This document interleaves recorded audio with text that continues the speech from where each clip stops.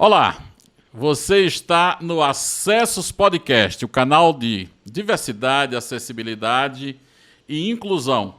Eu sou o jornalista Antônio José, sou um homem branco, de cabelos grisalhos, estou de óculos escuro, a barba hoje está feita, camisa branca listada, de vermelho, azul e por aí vai, calça jeans, camisa de manga longa. Estou aqui com a professora, mestra, a Tatiana de Oliveira Takeda, minha convidada hoje. A Tatiana, ela é professora da Pontifícia Universidade Católica de Goiás, assessora do Tribunal de Contas do Estado de Goiás. Tem aqui uma lista enorme de cursos e de graduações, pós-graduações, que eu vou pedir que ela mesmo fale. Tatiana, seja bem-vinda ao Acesso Podcast. Olá, Antônio José, meu nome é Tatiana Takeda, eu estou aqui com uma calça e uma blusa preta, um blazer vermelho por cima para dar uma vida. Eu tenho os traços asiáticos, o cabelo longo, escorrido, preto, o rostinho um pouquinho redondo, né? A pandemia colaborou para ficar redondinho também. E estou aqui, a convite do Antônio José, com muita satisfação nesse podcast que eu estou sabendo que está um sucesso nacional. Me conta agora das suas graduações, pós-graduação, é tanta coisa. A minha vida, o meu currículo acadêmico, ele é um pouquinho diverso, né? Porque na minha vida eu comecei uma coisa, quando eu vi, eu já estava atuando em outra por conta das pessoas com deficiência, mas eu me graduei, fiz mestrado, fiz 3 pós para atuar no direito ambiental, especificamente no direito das águas. Eu fiz um mestrado em Relações Internacionais, Direito e Desenvolvimento, pós-graduação em Direito Civil, Processo Civil, Gestão Ambiental, Direito Imobiliário. E apareceu um rapazinho que mudou a minha vida e, por conta disso, eu ainda acabei fazendo outras pós-graduações. Então, eu fiz pós-graduação em Direito da Criança e do Adolescente, Direito do Idoso, Direito Educacional, Ensino Estruturado para Autistas. E a gente que é da área do direito, a gente sabe que a gente nunca pode parar de estudar. Então, a gente está sempre fazendo mini-cursos aí no sentido de estar agregando, né, e sempre aprendendo, porque não dá para parar de aprender, né? Muito bem. Professora, eu estava precisando trazer aqui ao Acesso Podcast uma mãe, né, para que a gente pudesse trabalhar aqui, discutir a importância da família, suporte, rede de apoio e também um pouco sobre autismo, né? Aqui a gente já entrevistou grandes pensadores, né? Pessoas que pensam a educação inclusiva, a educação especializada. Já trouxemos aqui atletas, enfim, jornalistas. Outro dia eu conversei aqui com a Cláudia Werneck, que é uma estudiosa acerca da comunicação acessível, direitos da pessoa com deficiência. Até aproveito para mandar um abraço aqui para ela, que está sempre nos assistindo. Mas a gente precisava conversar com uma pessoa assim feito você, e eu acho que hoje aqui esse bate-papo vai ser muito interessante.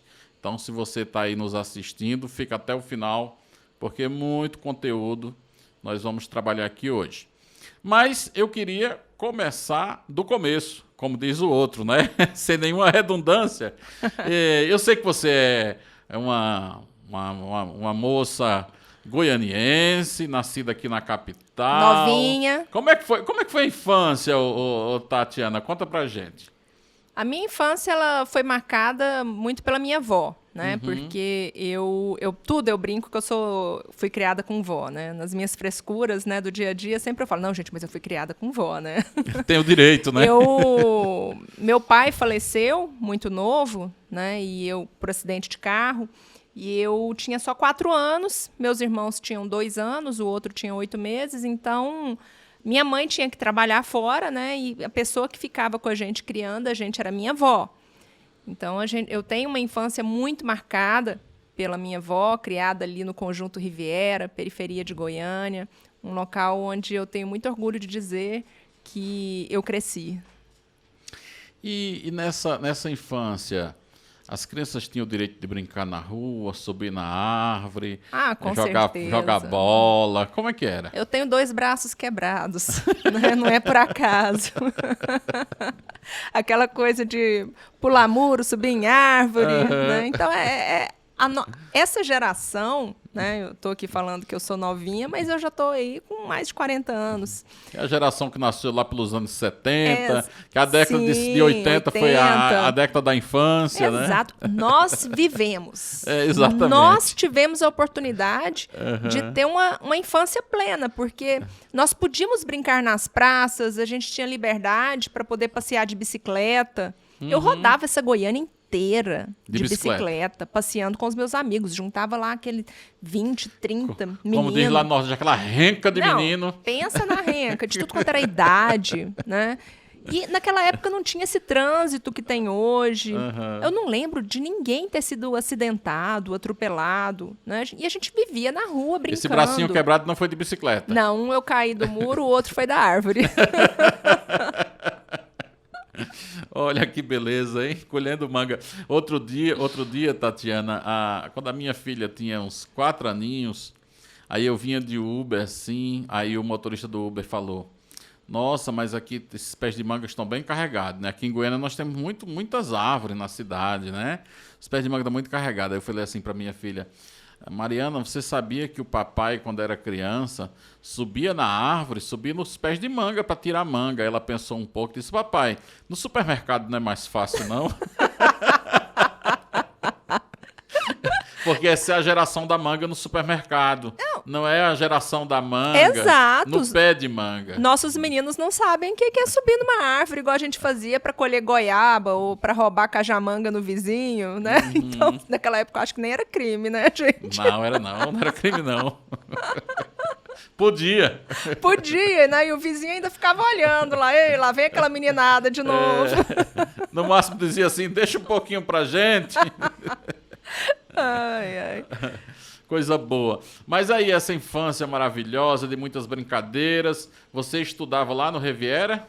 Sim, estudei no Riviera, estudei na Escola São José, Instituto Maigê, no período do fundamental da primeira fase. E é aquela infância marcada pela amizade das pessoas do setor. Todo mundo estudava junto, brincava junto e não tinha perigo. Sabe, Antônio José? É o que eu mais sinto falta hoje, porque eu brinco, eu digo o seguinte, né? Nós fomos crianças caipiras. Sim. Porque hoje meus filhos, eles são crianças de granja. Menino de cativeiro. A primeira vez que o Theo colocou o pé na areia, ele ficou louco, né? Querendo tirar o pé. Eu tenho isso gravado. Né? O desespero dele de colocar o pé na areia. Então, e a gente não, a gente vivia era descalço, né? A chinela havaiana estourava, né? E a gente colocava um alfinete, um grampo e continuava. Grampo, um prego. É, isso mesmo. Menino caía, ralava o joelho, colocava metiolate, ardia com solcão. Não, nós somos a geração que passou por bala soft, por metiolate. A gente passou por cada coisa e sobrevivemos. Né? E olha que essa geração nossa é a seguinte: a gente vivia com o joelho machucado, com os cotovelos, né, machucados, e aquela casquinha preta, ela só saía quando a gente caía e machucava de novo, né? De novo, exatamente. Menino que brincava na rua o dia inteiro, quando era de noite, se brincasse, pulava o banho. Dormia tudo pé de Todd. Tudo pé de Todd. Pé de Todd, pra quem? Pé de Todd é uma expressão muito aqui de Goiânia, né? Pezinho preto, pezinho sujo. Exatamente. Mas assim, aí você estudou na escola pública, na escola privada, e aí você fez sua faculdade na Federal? Não, eu fiz na PUC. Sim. Na época era a Universidade Católica de Goiás. Fiz a minha graduação lá, fiz mestrado lá e fiz uma pós lá também. E logo depois que eu me formei, na verdade, antes de fazer o mestrado, eu já ingressei na universidade como professora. Então, eu estou lá na Universidade Católica de Goiás já há quase 17 anos. Professora, e de onde é que vem o interesse pelo meio ambiente, pelas águas, que é o seu campo onde você mais dedicou tempo de estudo? Primeiramente, eu acho que é por conta dessa minha paixão pela leitura. Eu fui uma criança que, no que pese o fato de brincar muito, eu também lia muito. Né? Eu pegava um jornal e lia até a parte política sem entender o que estava ali. Gostava demais de leitura. E essa questão de defender Essa alguma parte política causa... você não está lendo mais não, né? Eu estou lendo bem menos. Digamos que eu não tenho mais tanta fissura por isso. Sim, mas vai lá. Então, essa questão de defender alguma coisa, parece que eu sempre gostei. Né? E eu sempre fui muito preocupada com água. E aí eu comecei a olhar para isso, especificamente para a água. Não sei se era de tanta minha avó falar, não desperdiça a água vai acabar. Se a água do mundo acabar, o que vai acontecer com a gente? E eu cresci com aquilo na cabeça. E aí eu estudei isso, né? O direito das águas. Eu tenho vários textos publicados, né, mais antigos, obviamente, que eu falo do perigo da escassez da água. Então, lembra em 2010, quando a gente teve uma escassez de água no Brasil? São Paulo ficou sem água durante um bom tempo, né? E nessa época eu já estava quase numa transição de uma área para outra, mas deu tempo ainda de eu poder me manifestar, né, em vários jornais, revistas, a respeito da importância da água e como que a gente tinha que fazer para estar preservando esses recursos hídricos. Tatiana, é verdade que a região centro-oeste do Brasil está sobre a caixa d'água do mundo? É assim que fala?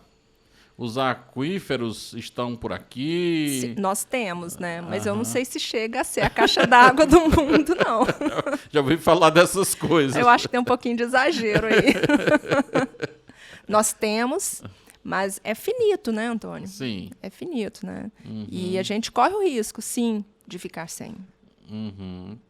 Eu sou de uma região lá do interior de Pernambuco que a água é um bem muito precioso. As pessoas valorizam muito. A minha mãe está com 76 anos e até hoje, Tatiana, ela reaproveita a água que lava a louça e que lava a roupa. Parabéns para ela. Qual que é o nome da sua mãe? Dona Maria. Dona Maria, a senhora está de parabéns, porque a gente tem essa questão de reutilizar, ela é importantíssima. E, na prática, a gente vê as pessoas falando, mas a gente não vê as pessoas fazendo. Aqui em Goiânia, as pessoas limpam sujeira de calçada com água limpa. A gente vê. Não é? Infelizmente, nós vemos isso.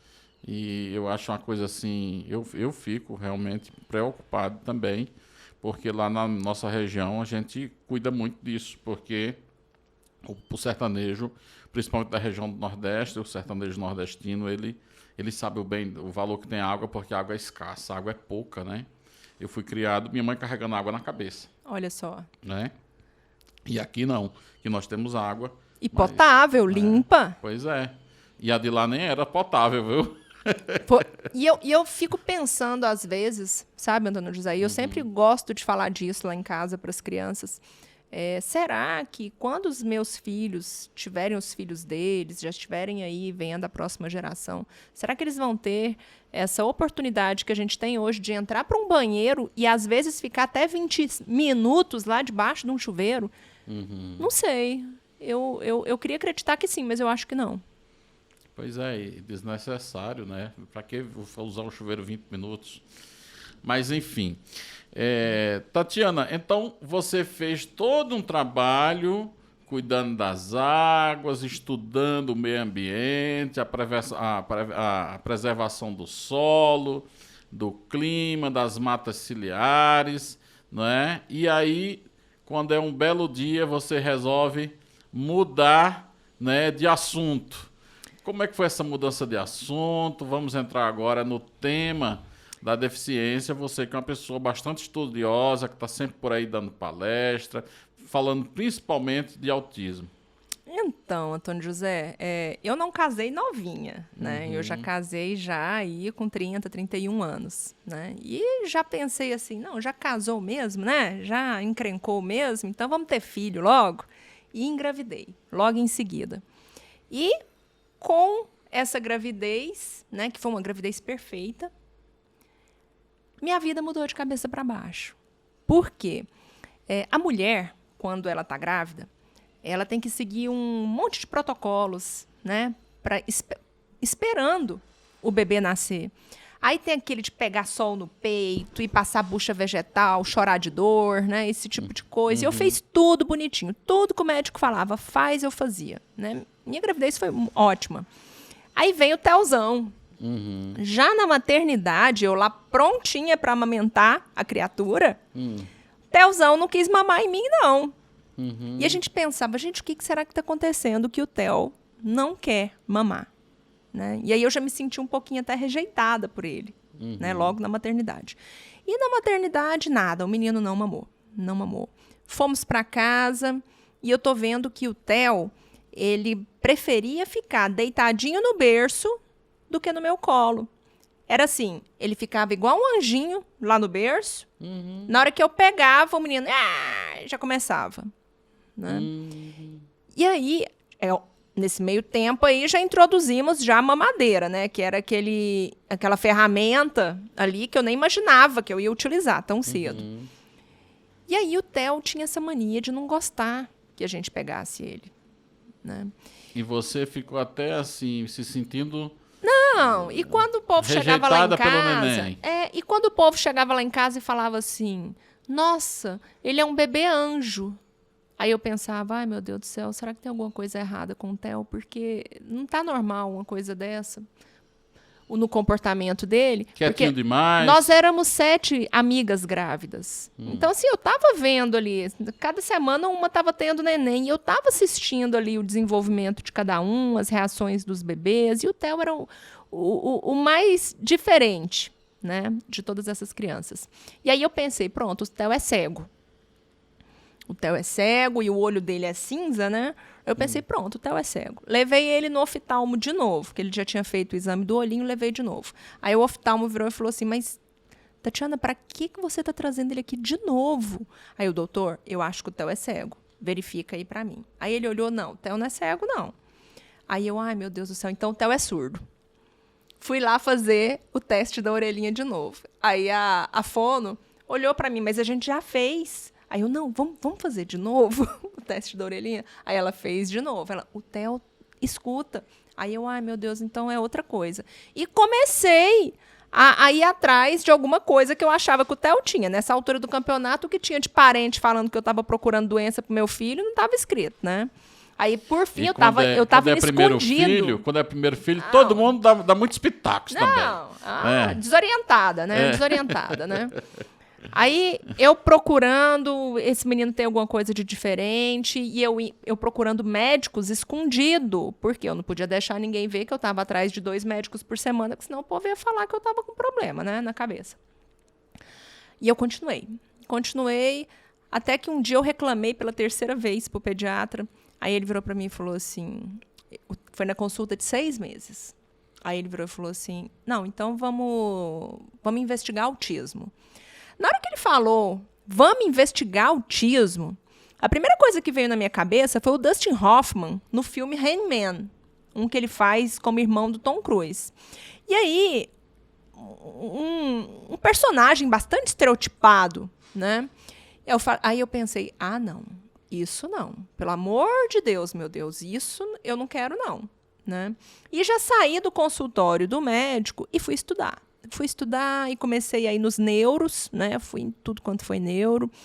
E, concomitantemente, também eu estava investigando uma atipicidade que ele tinha na língua, né? Porque o Theo nasceu com a língua diferente dos demais bebês, o que atrapalha muito ele na comunicação. Então, assim, minha vida era correr atrás de diagnósticos, tanto físicos como mentais, para o Theo Luiz. E corre para lá, corre para cá. E como o Theo era bebê, e 11 anos atrás, era um pouquinho diferente de hoje, porque hoje a gente tem uma facilidade maior de conseguir esse diagnóstico, mas 11 anos atrás não tinha. Não tinha. Então, os médicos, em regra, eles tinham um pouquinho de medo de dar o diagnóstico para o Theo, porque o Theo não tinha nenhum ano de idade, ele era um bebezinho. E aí eu pensei assim, e agora eu preciso desse diagnóstico. Aí eu pensei, vou na fonte. Aí procurei saber quem era o médico da Associação Pestalozzi. Aí eu vi que era o Dr. Vander dos Santos Anjo.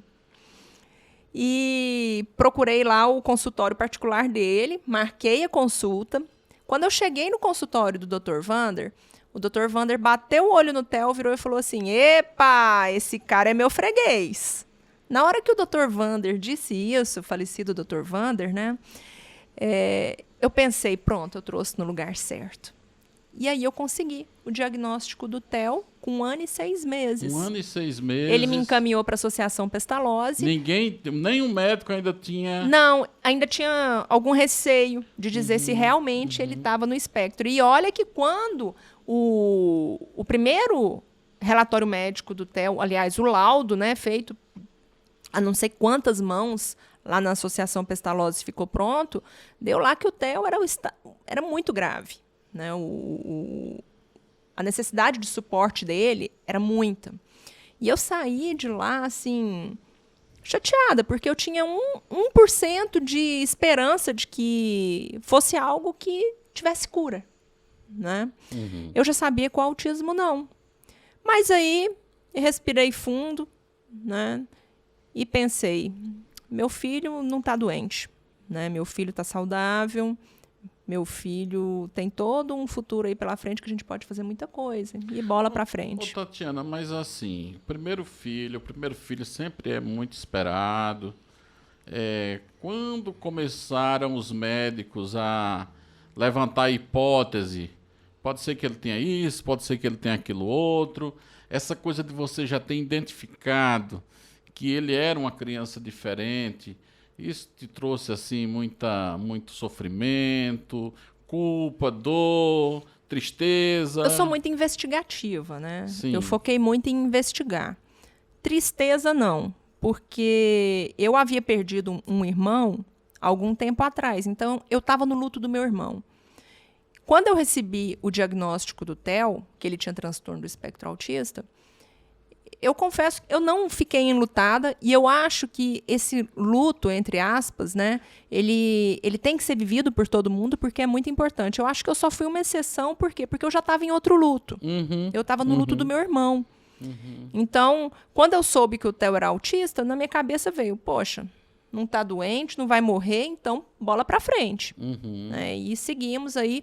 Eu me recordo muito bem que eu peguei o diagnóstico dele na quinta-feira, 3h, liguei para o meu chefe e falei assim para ele, para o Dr. Selmar, chefe, me libera amanhã que eu vou procurar uma escola para o Theo. Aí ele, não, pode ir. Né? Aí, de manhã, eu fiquei a manhã toda procurando uma escola para o Theo. Veja bem, o dia 1 após diagnóstico, eu vou procurar escola para o Theo. Tinha 1 ano e meio. Fui procurar. Eu tô destacando o fato de ser o dia 1, porque no dia 1 ele sofreu discriminação. Eu recebi o diagnóstico num dia, no outro dia meu filho já foi discriminado.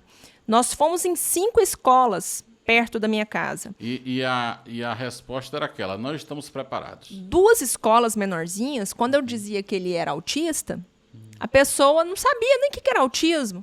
Né? Então, assim, não tinha muita reação, né? O que me deixava muito insegura, né? A pessoa nem sabe o que é, como é que eu vou deixar meu filho aqui, né? Teve de uma escola maiorzinha, que, assim, eu fiquei muito chateada porque ela se apresentou como psicóloga, isso e aquilo. Quando eu disse que o Theo era autista, ela virou para mim e falou assim, então por que você não matricula ele naquela escola lá no setor tal? Porque lá eles estão acostumados com crianças como ele. Aquilo já me deixou, assim, com aquele gosto amargo na boca. Fui para outra escola. Cheguei na outra escola, quando eu disse para a diretora que ele era autista, ela me deu parabéns. Aí eu não entendi nada. Depois que eu fui entender, eu acho que ela achou que autista era alguma coisa, assim, muito boa, né? Na dúvida eu vou dar parabéns. Não, exatamente. E eu fiquei lá, aceitei os parabéns, né? Mas fui embora rapidinho. Deixei a melhor escola pro final, que era, na verdade, a escola que eu tinha mais interesse, inclusive. Né? Grandona, a gente andou pela escola. Nessa altura, o Theo já estava dormindo no carrinho, né? E aí, a gente passeando pela escola, e eu, poxa vida, essa escola é a escola que eu queria estudar. É aqui que eu vou colocar o Theo. Aí, eu vi uma criancinha passando, uma criança com síndrome de Down passando. E falei assim, vocês estão respeitando a inclusão, né? Eu estou vendo a criança ali. Aí ela, não, nós temos 2 crianças com síndrome de Down, mas os pais pagam alguém para ficar junto com eles. E tem outra coisa, síndrome de Down, menino com síndrome de Down é doce. O problema é autista, né? Os problemas são os autistas, né? Aí eu pensei, sabe quando você sente que você levou uma facada nas costas e a pessoa ainda dá uma rodada na faca? Foi a sensação que eu tive ao olhar para o meu filho dormindo no carrinho. Meu Deus. Eu fiquei tão sem graça, mas tão sem graça, que eu não falei que ele era autista naquele momento. E fui embora, porque a minha reação foi ir embora. Não, quero ir embora daqui, né? E fui embora. E depois eu fiquei pensando, gente, o Theo vai passar por cada coisa. Cada coisa. E assim foi, Antônio José, porque nesses 11 anos aí, eu vou te falar uma coisa, tem muita gente que acha que a gente vive de glamour. Porque às vezes a gente coloca muita coisa, a gente publica muita coisa boa, mas porque a gente quer mostrar que tem muita coisa boa, muito desenvolvimento, muita vitória, que a pessoa tem que ir atrás.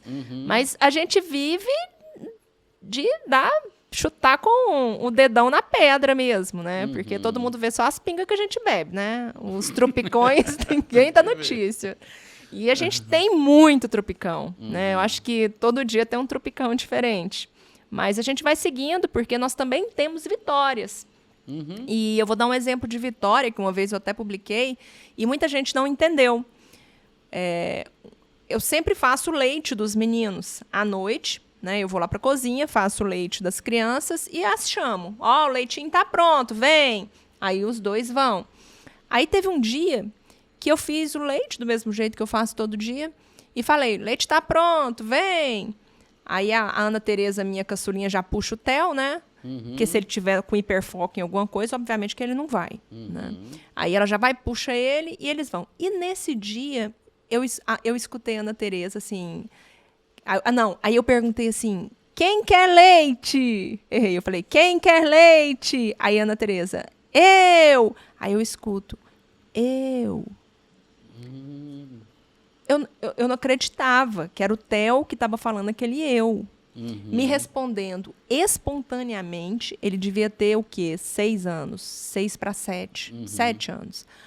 Me respondendo espontaneamente, direitinho.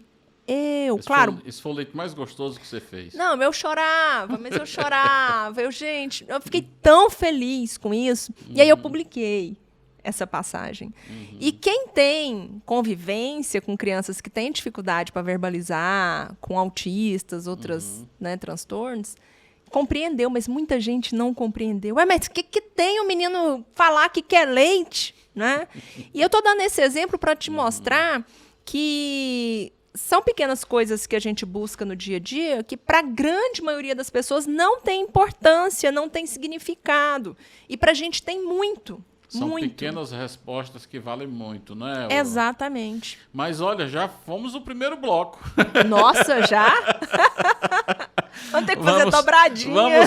Vamos tomar uma aguinha. A gente volta rapidão. Você não sai daí, que nós vamos continuar essa conversa muito agradável que estamos tendo aqui com a professora Tatiana Takeda. É 1 minutinho, voltamos já.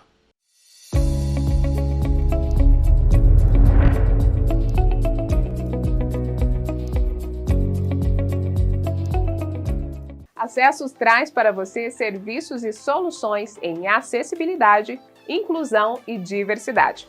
Com uma super equipe de profissionais de notório saber, a Acessos promove capacitações em inclusão e diversidade para profissionais da educação, cursos de acessibilidade urbanística e arquitetônica, acessibilidade e certificações de ambiente virtuais, cursos de Libras, assessoria para ONGs em captação de recursos, gestão de projetos e prestação de contas, cursos de audiodescrição e este podcast que você está ouvindo.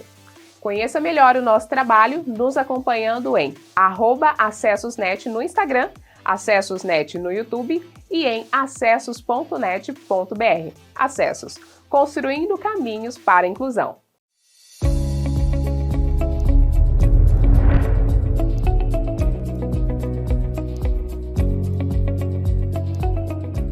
Ok, estamos de volta com Acessos Podcast, o seu espaço de diversidade, acessibilidade e inclusão. E eu aqui hoje com a professora Tatiana Takeda, mãe do Theo, mãe da Ana Tereza, né? Esposa do... Como é o nome? Keilon Cabral. Ah, do Keilon Cabral, muito bem, que é professor também, arquiteto, enfim. Mas, Tatiana, você me falava da sua grande alegria quando o Theo falou que queria leite. Quem quer leite? Eu, olha que beleza. E a partir daí que ele começa a falar, ele já falava antes, como é que foi o desenvolvimento do Theo? Como o Theo, ele nasceu com uma atipicidade na língua, que a gente demorou aí um bom tempo para descobrir o que era, porque no início a gente achava que era língua presa, depois achava que era microglossia, e por fim a gente percebeu que o Theo, ele não tem 1/3 da língua, que é a ponta. Então isso atrapalha muito a dentição dele, atrapalha para ele falar, e juntando aí o transtorno do espectro autista. Então, o Theo, ele não tem essa proatividade de querer conversar com alguém. Mas, hoje, né, o Theo, como eu disse, ele teve a oportunidade de ter muito tratamento, muita terapia ABA, muita fonoaudiologia, terapia ocupacional, ecoterapia. Se ele quiser água, mas é claro que tem que ser do interesse dele, né? Porque se não for do interesse dele, ele vai ficar quietinho lá no canto dele. Ele vai dizer... Eu quero água. Sim. E se ele só falar água, a gente finge que não está escutando. Enquanto ele não diz eu quero água, a gente não pega água. Né? Então, a gente veio aí com a comunicação alternativa no início, ele usava o PECS. E, por fim, o Theo começou, sim, a manifestar as vontades dele. E isso foi muito importante, porque, para mim, é muito importante meu filho saber falar sim e não. Sim. Porque é a forma que ele tem de manifestar aquilo que ele quer ou que ele não quer, aquilo que está agradando ele, aquilo que está desagradando. E foram as primeiras coisas que nós quisemos ensinar para ele. É o sim e o não. E ele fala, mas ele não tem essa proatividade de chegar aqui e falar assim, oi, mamãe, tudo bem? Não. Ele vai chegar ali na porta e eu vou dizer, Theo, vem aqui falar oi para mamãe. Aí ele chega aqui perto de mim e diz, oi, mamãe. Aí eu digo assim, fala oi, Theo. Aí ele, oi, Theo. Né? Alguma coisa nesse sentido. Mas os avanços que nós tivemos foram muito grandes. Né? Como eu disse para vocês, ele foi uma criança diagnosticada com um grau, né, mais pesado e com uma necessidade de suporte muito grande, um suporte que a gente tenta oferecer para ele 24 horas por dia. Tatiana, o autismo ainda é uma questão muito por ser estudada, ficou mais evidente nos últimos 10 anos, hoje já se tem muitos diagnósticos. Eu sei que você parou tudo que estava fazendo e foi se dedicar a estudar esse assunto. Você também, como operadora do direito, estuda os direitos das pessoas com deficiência. Fala um pouquinho para aquelas pessoas que estão nos assistindo, que estão nos ouvindo. Nós estamos no YouTube, mas também estamos em diversas plataformas de áudio. Um pouquinho dessas diferenças, dessas singularidades que tem estas pessoas que têm autismo. A gente brinca, a gente diz assim que o espectro, né, por acaso que a gente fala transtorno do espectro autista, né, o espectro ele é tão rico que a gente pode dizer que não existe um autista igual ao outro. Eu, por exemplo, que convivo com muitos autistas, Eu nunca vi um igualzinho Theo, um igualzinho Pedro, um igualzinho Davi. Nunca vi. Né? Todos eles têm as suas características. Mas a diferença é do autismo ou é das pessoas? Porque as pessoas também não são igualzinhas umas às outras. Tem isso também, né, Antônio? Mas com relação aos nossos meninos, a gente tem aí o espectro, claro, que nós temos características que todos eles têm, mas eles têm de formas variáveis. Você vai ter crianças que vão andar na ponta do pé, você vai ter crianças que não vão andar na ponta do pé, né? Até adultos que andam na ponta do pé. A gente vai ter estereotipias. Grande parte dos nossos autistas, eles têm estereotipias. E é engraçado. Ecolalia, né? Estereotipia vocal. Escuta e repete a mesma coisa, né? Exato. A gente tem as estereotipias vocais. O meu filho tem muita estereotipia vocal. Ele fica falando, assim, coisas aleatórias, o que não é ecolalia, porque ele não está repetindo ninguém, né? São coisas aleatórias. Ele fica falando o tempo inteiro. Tem dia que amanhece atacado, né? Aí eu falo, meu filho de Deus. E fala. Mas é a forma que ele tem de jogar a energia dele para fora, é a forma que ele tem de, às vezes, ele tá incomodado com alguma coisa, aquilo ali faz ele botar para fora, e aquilo é bom para ele. Né? Assim como estereotipias físicas. Quantas são as pessoas autistas aí que fazem flapping? Né? Flapping, pulam, balançam as mãos. Isso é engraçado que quando eu recebi o diagnóstico de autismo, e eu comecei a ver alguns vídeos de autistas, e eu via aquele tanto de estereotipia, eu pensava, não, eu não quero que o Theo faça estereotipia, não. Todo mundo vai achar ele esquisito. O bom é que a gente muda de ideia, o bom é que a gente aprende, o bom é que a gente estuda e a gente percebe as besteiras que a gente falava antes. Né? Eu acho que uma das coisas mais lindas que a gente tem no mundo é a condição de poder estar melhorando. Né? E hoje eu percebo que estereotipia faz bem para ele. É autorregulador para ele. E características, né, como o hiperfoco. O autista, independente do grau, né, onde ele está, né, no nível de suporte que ele está, ele tende a ter o hiperfoco. O que seria o hiperfoco? Aquilo que prende a atenção dele, aquilo que ele realmente está ali aficionado naquela coisa. Né? O Theo, nesse momento, ele está louco em bandeira. Ele já sabe bandeira. Ele sabe as bandeiras do mundo inteiro. Então, ele tá louco com bandeira. Isso muda ou ele vai ficar com bandeira aí? Ele ficou 2 anos louco com alfabeto. Depois, ele passou para os mapas. Aí, ele desenhou todos os países. Cansou e agora está nas bandeiras. Agora vai saber qual que é o próximo, né? Ele vai ser um estudante da geografia, ué. Pode ser, pode ser.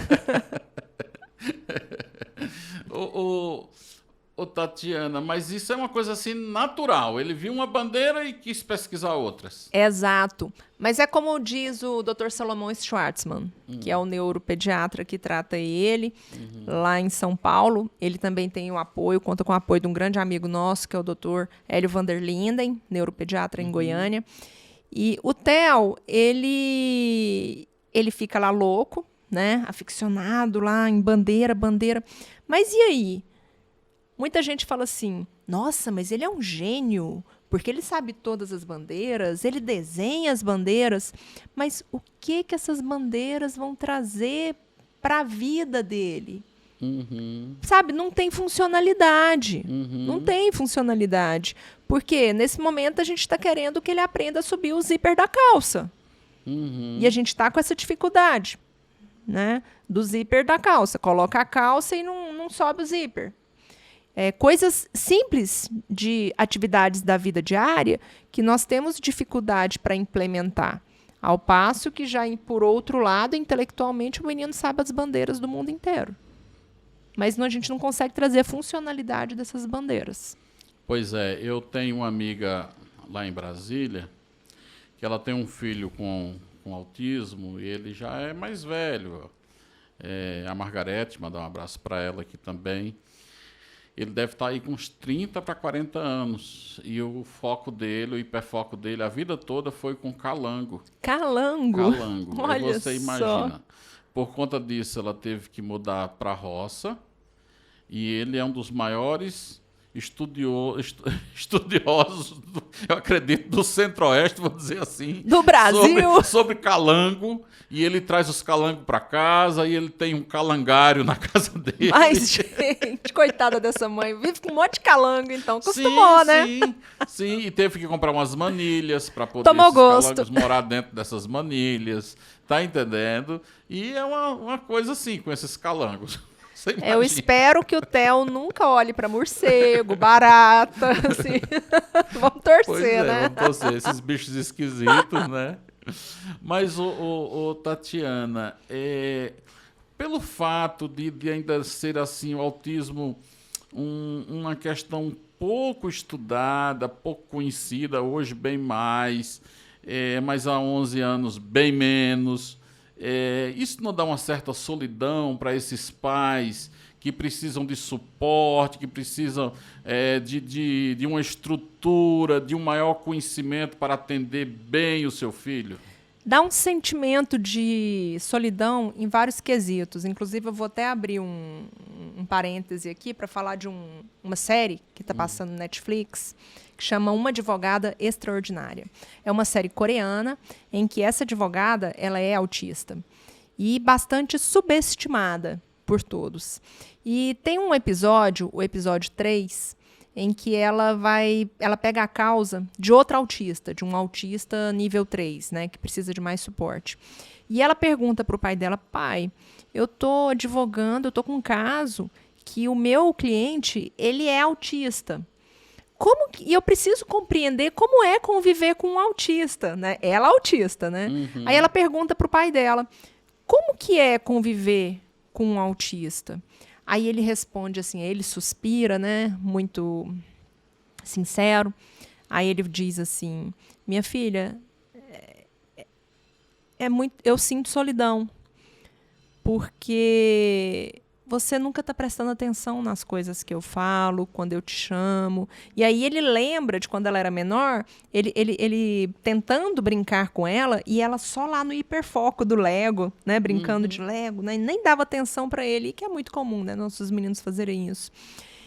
E aí ele fala que ele sentiu sozinho, que ele não conseguiu brincar com ela. E aí, nesse meio tempo que ele está explicando, ela já entendeu e já deixa ele e vai embora. E quando ele percebe, ele já está lá sozinho falando, né? Então tem isso, né? Que obviamente que é por conta desse hiperfoco, né? Dessas questões sociais que eles têm um pouquinho mais de dificuldade. Mas além disso, a gente tem a questão da solidão de muitas mães. Pais, por favor, não fiquem chateados de eu estar falando das mães, mas é porque as mães são maioria. Porque eu não conheço nenhuma estatística, né? Mas nós sabemos que grande parte dessas famílias que têm crianças, né, com deficiência, os pais vão embora e ficam as mulheres cuidando dessas crianças. Eu me recordo, sabe, Antônio, quando o Theo foi para Pestalozzi. E no meu primeiro dia de associação Pestalozzi, o Theo ia fazer 2 atividades lá, psicomotricidade e pedagogia. Aí eu sentei lá no banquinho, junto com as outras mães que estavam lá guardando os filhos, né? Vários diagnósticos. E uma mãe olhou na minha mão e viu minha aliança e fez o seguinte comentário: nossa, você usa aliança. Aí eu não entendi nada. 2 meses depois, eu fui entender. A grande maioria daquelas mães que estavam ali esperando os filhos eram sozinhas. Elas não tinham outra pessoa para ajudar elas. Inclusive pessoas vivendo de BPC. Por quê? Porque não pode trabalhar. Sim. Tem que ficar por conta do menino 24 horas. Porque a sociedade ela é muito juíza, né? A sociedade ela é muito julgadora. E a gente vive ouvindo comentários discriminatórios, preconceituosos, do tipo: por que essa mulher não trabalha? Como que trabalha? Ela tem que cuidar de um filho que precisa de muito suporte. A pessoa que faz o comentário não é só uma falta de empatia, é ignorância mesmo, né? Ela não sabe que aquela mãe ela não consegue dormir 4 horas seguidas, Porque o menino tem dificuldade para dormir à noite. Quantos dos nossos meninos têm dificuldade para dormir, né? Então, fica aquela mulher ali ligada ali no 12, 24 horas por dia cuidando daquele menino. E isso faz mal para a saúde mental. Por quê? Porque nós vemos aí tantas pessoas cuidando do outro e se esquecendo de si. E a gente tem que plantar nas políticas públicas essa necessidade de cuidar do outro. Porque como que eu vou cuidar de alguém se eu não estou cuidando de mim? Não tem jeito. Para aquela pessoa que está sendo cuidada, ela ser realmente bem cuidada, ela precisa estar com uma pessoa que está bem, e não uma pessoa doente. E eu estou te falando isso porque eu faço parte de várias comunidades, grupos nas redes sociais, e a gente vê muito casos que não são levados pela imprensa, porque não pode também, né? A gente não pode falar, por exemplo, de suicídio. Um exemplo. A gente vê muita gente acontecendo isso com muita gente, porque a saúde mental ela está abalada. Ela está abalada. E nós vemos aí muitos casos. Essa semana mesmo, um tio atirou no cunhado porque não aguentava o choro do filho autista do outro. Então, assim, são coisas que estão acontecendo, mas a sociedade não está vendo. E tudo isso porque as pessoas estão precisando de ser cuidadas e não estão sendo cuidadas. Professora, nos dê sua opinião. Nós sabemos, como você disse, nós não temos nenhuma estatística, mas os filhos muitas vezes acabam que ficam com as mães. Isto serve para o autismo, mas para outras deficiências, como por exemplo, o Zika vírus deixou muitas crianças aí, não é, com questões referentes à paralisia cerebral e outras deficiências associadas. E assim, eu acompanhei lá em 2016, quando surgiu o boom do Zika vírus, muitas mães jovens ficando para trás com seus nenéns nos braços e os pais cascaram fora, não é comigo. Você acha que isso é só machismo ou tem ignorância também, a falta de empatia? O que é que você acha? Eu acho que é tudo de ruim. Pega tudo, coloca numa bacia, mistura e dá aquilo ali, o abandono. Seria o resultado de uma sociedade ainda muito patriarcal, que o cara que tem que tá de boa e que a mulher que tem que segurar a onda, seria isso? Junta um pouquinho da malandragem, né? Porque não deixa de ser malandragem, você tá com a pessoa porque tá tudo ótimo ali naquele momento. Aí nasce um bebê com deficiência, sabe que vai demandar, né, trabalho, aí você já se manda, né? Junto com discriminação, muita discriminação. Por quê?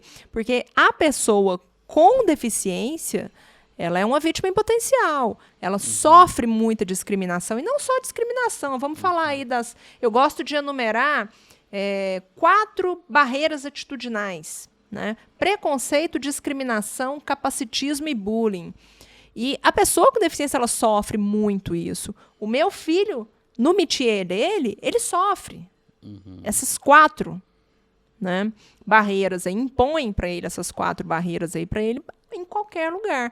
Então, a nossa busca hoje, Antônio, é por uma sociedade que seja consciente, porque por mais que a gente queira levar os direitos, né, queira levar informação com base legal, não adianta. Infelizmente, não tem como a gente levar a base legal, a gente levar o direito sem levar a conscientização, a sensibilização também. Infelizmente, a gente ainda precisa caminhar.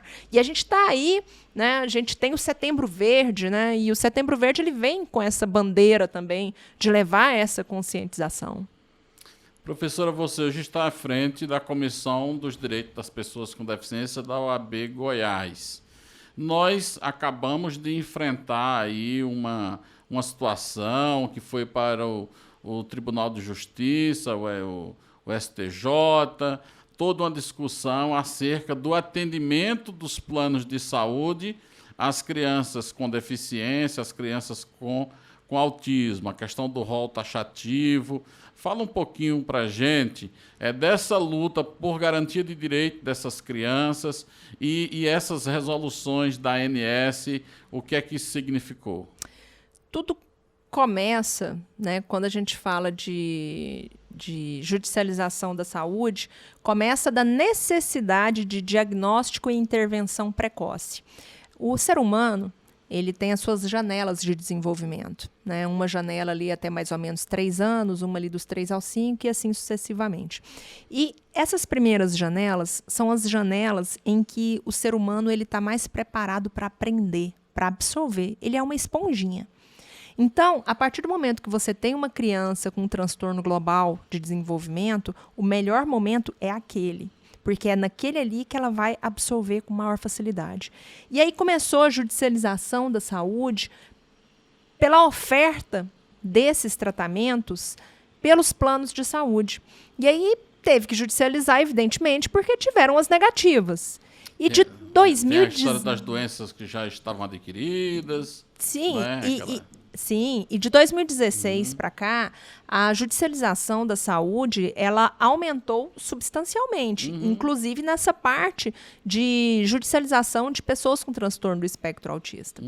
Então, chegou um momento que a gente estava assim, a maioria dos tribunais entendendo que o plano de saúde ele tem que proceder à cobertura do tratamento ABA, por exemplo. Né? A terapia ABA, que é uma terapia aí com evidência científica, né? Para o transtorno do espectro autista.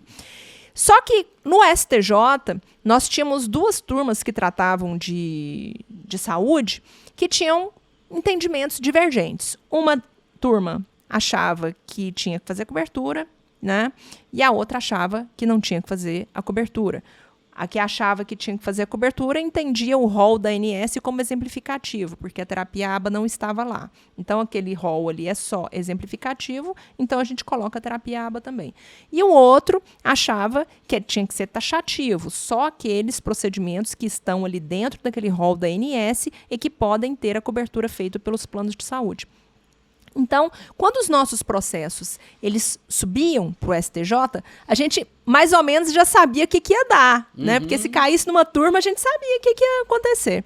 E aí teve alguém que suscitou, né, a subida de 2 desses processos para a segunda sessão do STJ para dirimir essa confusão aí de entendimentos, né? E aí a gente teve aí um julgamento, né, pelo rol taxativo mitigado. É polêmico, né, bem polêmico, mas concomitantemente a isso, nós tivemos uma atuação do Ministério Público Federal sensacional, né? O Ministério, e daqui de Goiás, valendo para o Brasil inteiro. O Ministério Público Federal de Goiás, ele entrou com uma ação civil pública para que o tratamento das pessoas com transtorno do espectro autista fossem feito em sessões ilimitadas, né? Porque o rol da ANS, ele fazia o quê? Ele limitava o tratamento para 96 sessões com fonoaudiólogo por ano, 40 para psicologia, e não era o suficiente, porque esses tratamentos eles têm que ser intensos, né? Porque senão não funciona. Você tem que estar ali batendo ali na cabeça aquilo ali bastante vezes da forma adequada para que a criança aprenda. E o Ministério Público ele foi muito bem em primeiro grau. Hoje o processo está no TRF1, né? Tanto o Ministério Público Federal como a ANS eles apelaram. A gente não tem ainda o resultado, mas nós temos aí concomitantemente a isso também, uma atuação, né, do MPF junto à ANS, de modo que a ANS ela se comprometeu a oferecer esses trabalhos aí no molde da prescrição médica, no número de sessões que o médico passou. Então, a gente teve a edição da Resolução 539 de 2022 da ANS e também temos um ofício aí, né, em que a ANS diz que diagnósticos como paralisia cerebral, síndrome de Down também estão inseridos nessa decisão. Mesmo que seja uma decisão aí é uma resolução, né? Então a gente está com algo aí um pouquinho ainda frágil. Entendi. Tem uma galera do bem aí que está lutando por projetos de lei, para que nós tenhamos aí um projeto de lei, né, que proteja esses meninos, mas tem que tomar muito cuidado com esses projetos de lei também para não engessar nada, né? Sim. E aí, professor, após a Convenção dos Direitos das Pessoas com Deficiência, após a Lei Brasileira de Inclusão, hoje os direitos estão mais garantidos?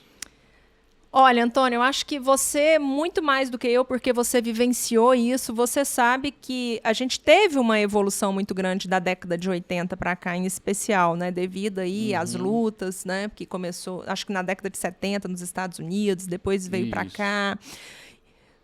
Mas, assim, nós caminhamos a passos curtos, né? Eu costumo dizer o seguinte... A luta tira a lei do papel, né? Exatamente. A gente até conseguiu muita coisa, né? Eu acho que quando a gente fala de legislação, nossa legislação ela é igual de primeiro mundo. Mas a gente ainda tem essa dificuldade de ter a efetividade, o cumprimento dessas normas. Porque se essas normas estivessem sendo cumpridas da forma como estão lá escritas, nós não teríamos tanta gente hoje penando, sofrendo, passando por tanto constrangimento nos 4 cantos do Brasil, em todos os lugares, em todos os momentos. Professora, nós já estamos chegando aqui no finalzinho do nosso podcast, mas eu não poderia deixar de fazer uma pergunta. O Theo hoje está com 11 anos. Ele vai fazer 11 anos. Vai fazer 11 anos. O que é que você sonha para ele, ou que pudesse acontecer na vida dele, que você dizer assim, nossa, fiquei realizada? Num primeiro momento, o que eu posso dizer é que, como qualquer genitora, né, genitor, o que eu queria era meu filho independente, com autonomia no mercado de trabalho, tendo a autonomia e a independência dele. Mas, olhando o mundo da forma como a gente está vendo e constantemente vivenciando os problemas de todo mundo, o que eu queria é que o Theo vivesse num mundo em que ele e os pares dele fossem respeitados, que a dignidade ela realmente fosse elegida. Porque pela lei natural das coisas, os pais vão primeiro do que os filhos, né, Antônio? Então a gente tem essa preocupação. E não adianta eu dar tratamento para o meu filho, não adianta eu conseguir, né, incluir ele na escola, se aqueles que são iguais a ele não conseguirem. Porque no final das contas, é ele com ele mesmo, num mundo cuja discriminação ela tem que ser mitigada. Por isso que a gente precisa de que seja, dia a dia, construída uma sociedade mais inclusiva, né? Exatamente, porque a inclusão é um caminho sem volta. Muito bem. Se você gostou desse nosso bate-papo, você pode continuar conversando com a gente pelas redes sociais. Aproveita, deixa o seu like, compartilha também, divulga aqui o nosso bate-papo. Professora, muito bom conversar com a senhora aqui e fica à vontade para fazer aí uma saudação aos nossos telespectadores e ouvintes. Olha, pessoal, foi uma satisfação imensa estar aqui com o Antônio José, com a equipe, com vocês. Eu acho que são trabalhos como esses que fazem o mundo mudar.